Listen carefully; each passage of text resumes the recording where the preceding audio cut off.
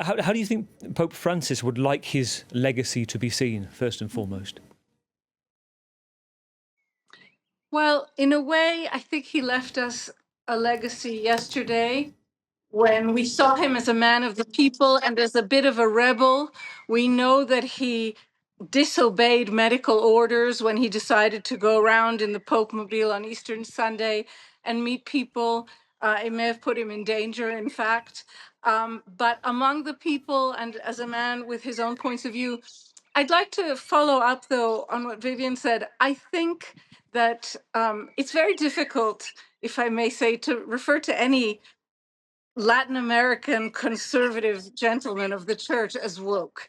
I think that this terminology may not have been the right fit. But what I will say about Francis, who was Jorge Mario Bergoglio before that, is that I believe it's fair to say that he was the first pope of the modern world, a thoroughly modern man, new world from the Americas, a pope who grew up on the streets of Buenos Aires, surrounded by immigrants from all countries playing football on the streets with Jews, with Muslims. Um, he is someone who belongs to a world that we recognize today as our own world. And I think that that is something that holds him apart from all previous popes, including Pope John Paul II, who grew up in a very strict Catholic context. Same, I would say, for Cardinal Ratzinger, who became Pope Benedict. And so I think that that is how he tried to transform the church as a reflection of himself as a man of the modern world, with all of the contradictions that that includes, but also with a sort of openness and acceptance of much of the world as we know it today. We're talking about the difference, Noga, between tone, and I guess for Vivian's point as well, the term woke, whilst outwardly it might seem that it would be ludicrous to say that within the church, the shades of the church, there are certainly conservatives who say this is an absolute woke pope. It's the context, isn't it, as well, of his job and what he has to fit in with his papacy. And it leads me to the question about the difference between the tone and the doctrine of the council of cardinals and the magisterium.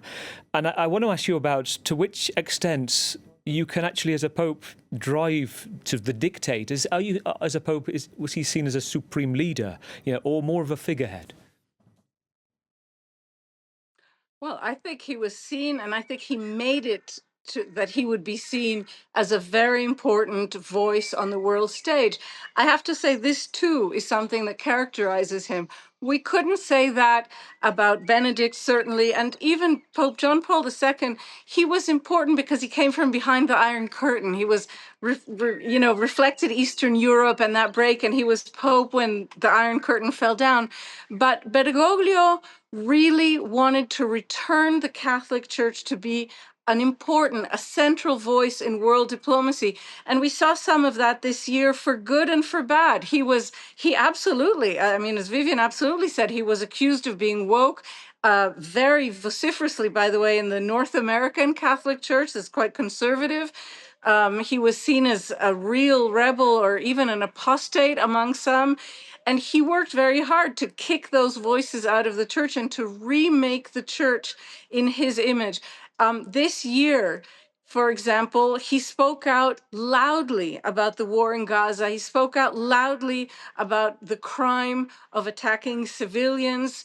And, this caused tremendous consternation in Israel, where previously he had been something of an in-house pope because of his long-standing relations with Jewish leaders, because of his pilgrimage 10 years ago to Jerusalem, his first major trip abroad.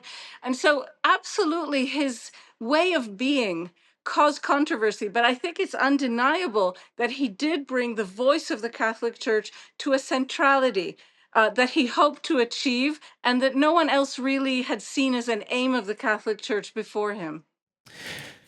It's very interesting when you look back as well. Some of those points you touched upon there, Noga. When he took on the role of Pope, and was, as you mentioned before, it is the first elected in the Southern Hemisphere, the first European Pope, outside non-European Pope for 1,300 years. He joked that the conclave had tried to go to every corner of the earth to find him, and he also didn't want the trappings. He called it the bling, didn't he, of what came with the role. He wore very simple attire as well, didn't he? Just talk me through how his comportment, the way he kind of was seen in public and wanted to be seen.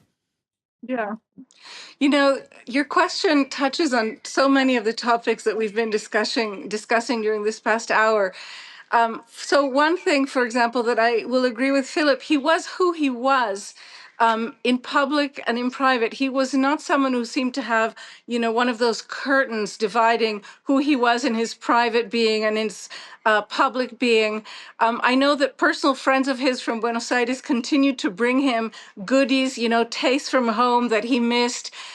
He seemed to have a very deep aversion to bling. It wasn't just that he disapproved of it as a symbol of the Catholic Church, which obviously is one of the wealthiest, if not the wealthiest, religious institution in the world.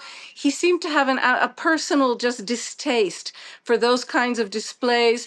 And also, we should look at the men who he made cardinals, all men. He was not a radical, but the men who he made cardinals, especially in recent years, seemed part of his desire to really reshape the Catholic Church for the modern world. And I want to mention something about his Latin American origins. I was in Bethlehem a day or two after he was voted to be Pope, and I ran into a Franciscan from Mexico who was in tears at the Church of the Nativity in Bethlehem. It's impossible to overstate the importance for all of Latin America, the fact that a Latin American man became Pope, and I think that's something that will be missed throughout the continent.